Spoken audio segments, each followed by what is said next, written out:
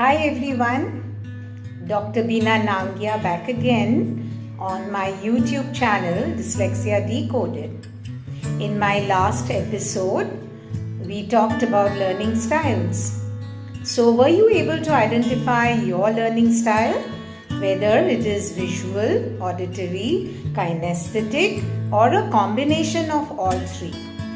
Like I discussed last time, you would have one prominent one, but usually we learn with all of them together. Now, after having identified learning style, we need to also realize that the teaching has to be in line with the learning style. Does that sound very difficult? Not at all if you understand that we use what is called a multisensory approach, which will cover the learning styles of auditory, visual, kinesthetic and also tactile. What is this multisensory approach? It is an approach where we need not worry about the prominent learning style but include all the teaching strategies so that it becomes effective learning. The multisensory approach is called the VAKT method. The V is visual, the A is auditory, the K is kinesthetic and the T is tactile. What do I mean by this? Let me give you an example.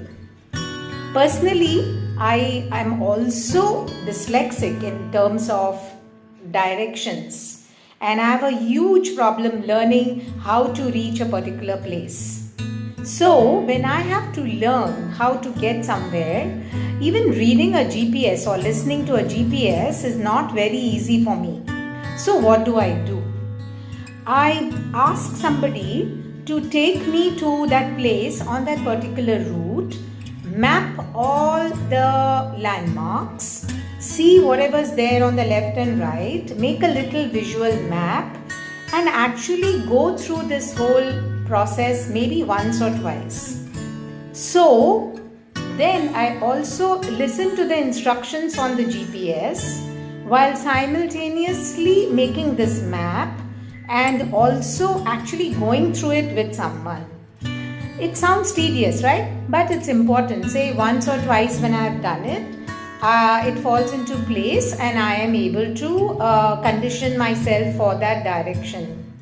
You know what?